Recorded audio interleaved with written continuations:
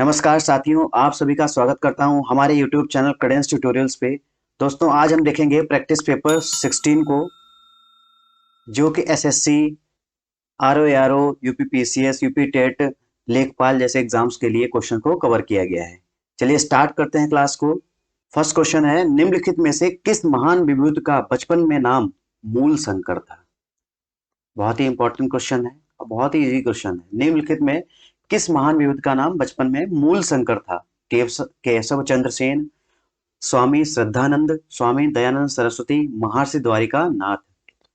तो जो बचपन में मूल शंकर नाम जो था वो स्वामी दयानंद सरस्वती का था।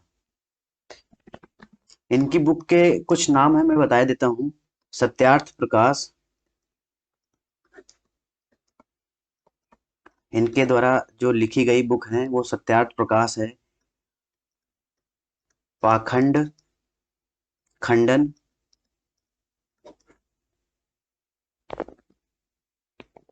और ऋग्वेद भाष्य।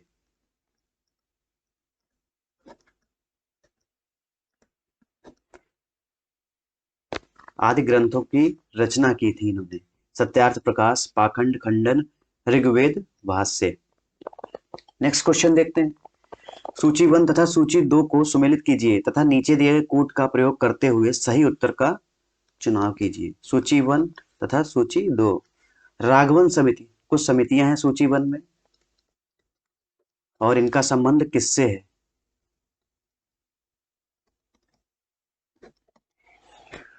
राघवन समिति निजी कंपनियों का नियमन, नरेश चंद्र समिति पूंजी खाते में परिवर्तनीयता, तारापुर समिति प्रतियोगिता नीति व कानून, मासेलकर कमेटी, मासेलकर जो समिति थी नकली दवाओं पर रोक। तो यहाँ पे देखते हैं कौन सा ऑप्शन सही है। जो राघवन समिति थी वो प्रतियोगिता नीति और कानून बनाने के लिए थी। नरेश चंद्र समिति, नरेश चंद्र समिति जो थी वो निजी कंपनियों को का नियमन, जो निजी कंपनियों का नियमन होना चाहिए उसके लिए नरेश चंद्र समिति की स्थापना की गई। तारापुर कमेटी या एसएस तारापुर कमेटी जो थी पूंजी खाते में परिवर्तनीयता से संबंधित है। तो यहाँ पे पहले का थर्ड, सेकंड का फर्स्ट और सी का सेकंड, लास्ट बचा फोर्थ।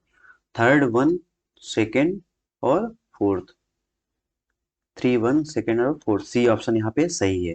तो मासेलकर कमेटी जो थी वो नकली दवाओं से संबंधित थी। मानव पूंजी में बढ़ता हुआ विनियोग अग्रसरित करता है संसाधनों का समुचित प्रयोग, कुशलता में विकास, उत्पादकता में वृद्धि। वृत्त सभी। जो मानव पूंजी में बढ़ता हुआ विनियोग जो है अग्रसरित करता है संसाधनों में कमी को भी, संसाधनों में समुचित प्रयोग, कुशलता में विकास, उत्पादकता में वृद्धि, इन सभी कारकों को आगे करता है। तो उपयुक्त सभी यहाँ पे सही है। नेक्स्ट क्वेश्चन देखते हैं। पर्यावरणीय कुजनेट्स वक्र पर्यावरणीय क्षति तथा प्रति व्यक्ति जीडीपी के मध्य संबंध को दर्शाता है। इस पर्यावरणीय कुजनेट्स वक्र का आकार होता है उल्टा एल आकार, उल्टा यू आकार, उल्टा वी आकार, उल्टा के आकार। तो पर्यावरणीय कुजनेट्स वक्र क्षति तथा प्रति व्यक्ति जीडीपी के संबंध को दर्शाता है। इसका जो आकार होता है वो उल्टा यू आकार होता है।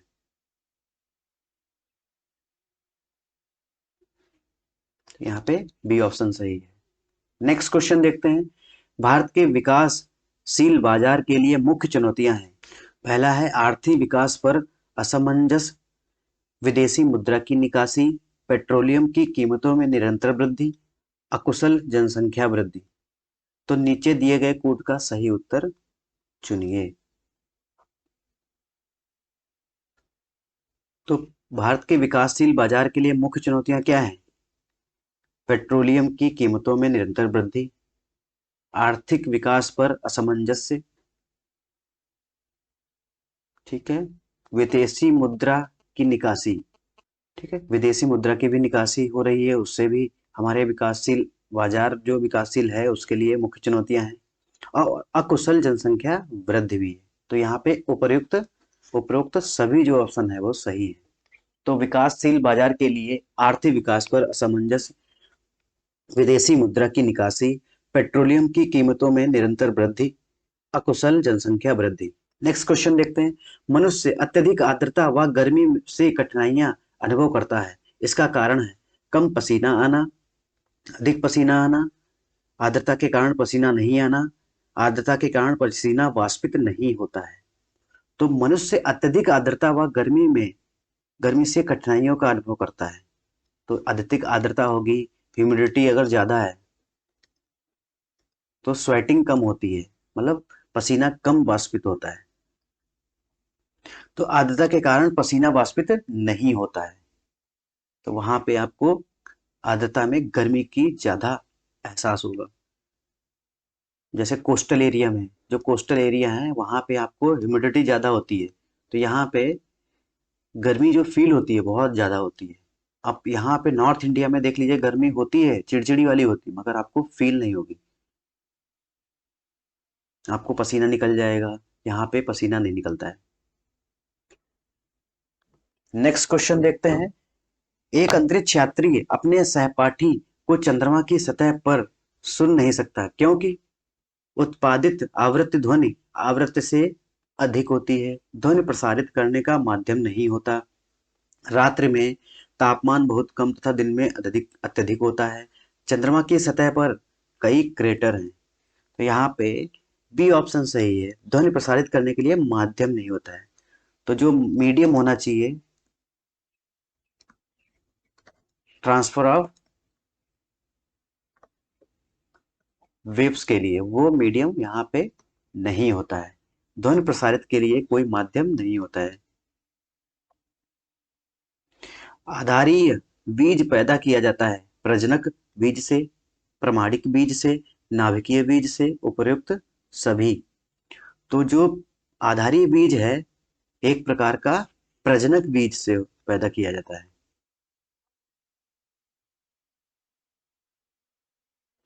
और प्रजनक जो बीज होते हैं उसमें आनुवांशिक शुद्धता होती है।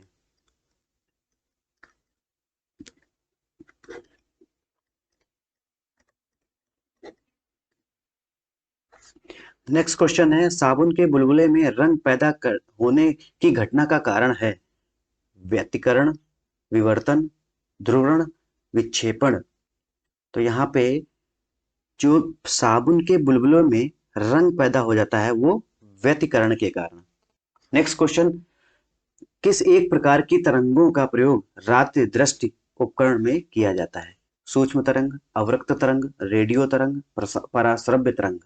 तो जो किस प्रकार की तरंगे हैं जो रात्रि जो नाइट विजन कैमरा होता है, नाइट विजन ग्लासेस होते हैं, उनमें यूज किया जाता है। तो वो एक प्रकार की अवरक्त तरंगे यूज करता है।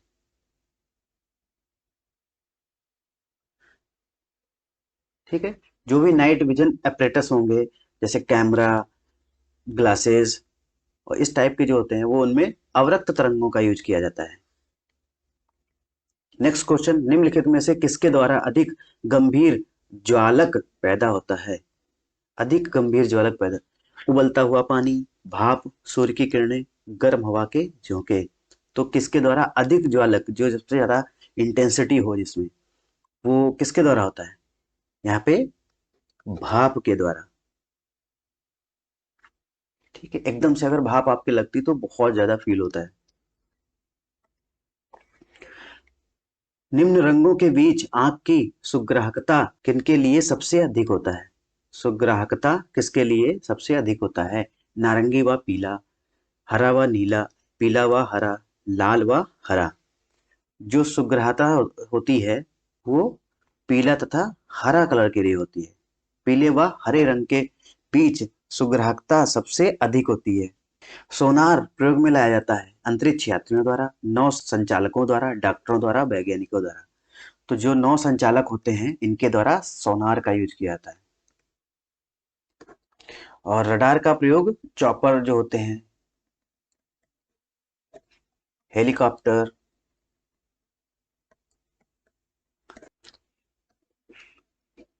एरोप्लेन, इनके द्वारा रडार का प्रयोग किया जाता है। और सोनार का प्रयोग जल में गहराई, जल की गहराई कितनी है, ठीक है, नष्ट हुए जहाजों की पता लगाना, जैसे जो जहाज नष्ट हो जाते हैं पानी के अंदर, उनका नष्ट हुए जहाजों का पता लगाना,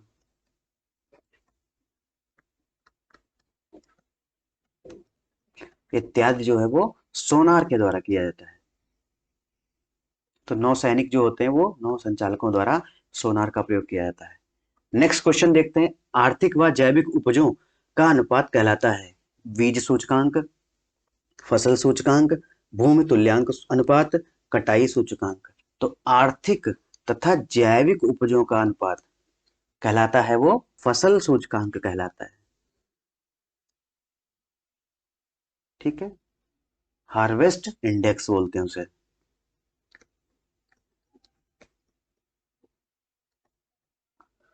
तो हार्वेस्ट इंडेक्स जो है आर्थिक तथा जैविक उपजों का अनुपात होता है। Next question. ध्वनि का एक महत्वपूर्ण अभिलक्षण तारत्व, पिच जो होती है, जो निर्भर करता है गुणता पर, आयाम पर, आवृत्ति पर और तीव्रता पर। तो जो पिच होती है वो आवृत्ति पर डिपेंड करती है, जो उसकी फ्रीक्वेंसी क्या है, उसकी आवृत्ति क्या है।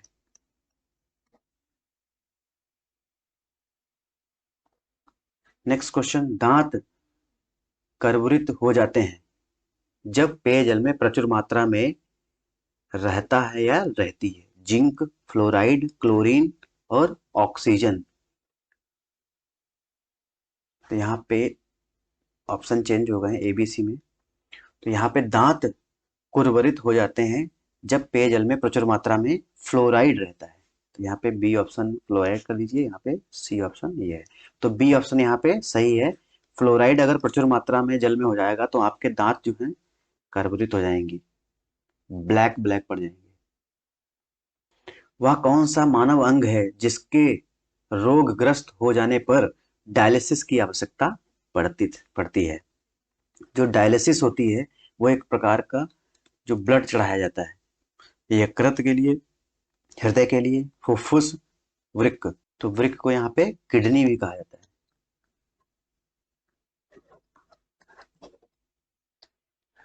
तो मानव अंग का जो किडनी है उसके डायलिसिस, वो अगर रोगग्रस्त होगा तो उसके लिए डायलिसिस की आवश्यकता होती है।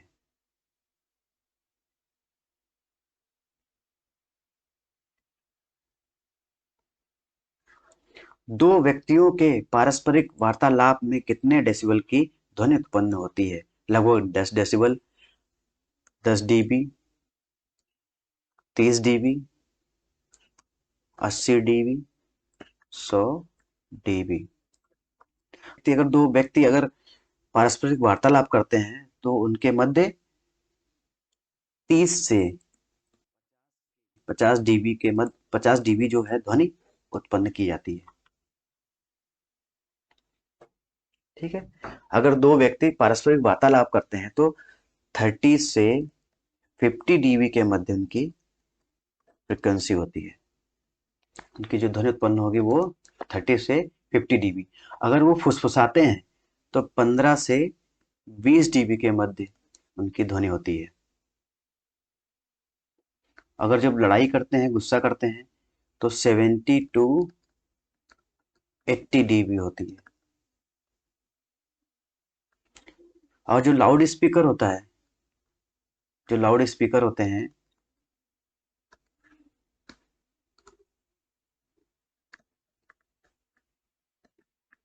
वो कितनी उत्पन्न करते हैं? 70 to 100 डीबी तक ध्वनि प्रदूषण करते हैं। ठीक है, तो यहाँ पे एक प्रकार का साउंड पोल्यूशन हो जाता है। निम्नलिखित में कौन सा अंतरिक्ष उड़ान में खाद्य पदार्थ के रूप में प्रयुक्त होता है? इलोथ्रिक्स, क्लोरेला, नास्टाक, स्पायरो गायरा। तो जो अंतरिक्ष उड़ान में खाद्य पदार्थ के रूप में यूज होता है वो आपको है क्लोरेला, एक प्रकार का एक एल्गी होता है।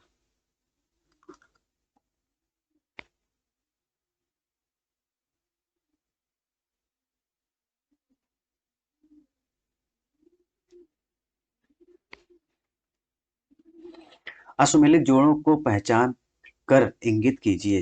रोग हैं, प्रदूषक कारक कौन से हैं उसके? इटाई इटाई रोग। इटाई इटाई रोग जो है कैडमियम प्रदूषण की वजह से होता है। मिनीमाटा रोग पारा की कमी से होता है। नॉक नी रोग सीसा प्रदूषण। ब्लू बेबी रोग नाइट्रेट प्रदूषण। तो यहाँ असुमेलित जोड़े की पहचान करना है। नॉक नी रोग वो फ्लोराइड के कारण होता है। ठीक है, फ्लोराइड के कारण होता है। बाकी इटाई इटाई रोग है वो कैडमियम की कमी से होता है। पारा मिनीमाता रोग जो है पारा की कमी से होता है। और ब्लू बेबी रोग जो होता है नाइट्रेट की कमी से होता है। और नॉक नी रोग यहाँ पे फ्लोराइड की कमी से होता है, मगर यहाँ पे दिया गया है सीसा की कमी से। यहाँ पे सी ऑप्शन सही है। ठीक है दोस्तों, चलिए आज की क्लास को यहीं समाप्त करेंगे और आशा करते हैं कि आपको हमारा ये लेक्चर अच्छा लग रहा होगा और ये सीरीज भी अच्छी लग रही होगी। अगर अच्छी लग रही है तो आप अपने दोस्तों को भी भेजिए और मेरे चैनल को सब्सक्राइब करना बिल्कुल मत भूलिए। जय हिंद, जय भारत, नमस्कार।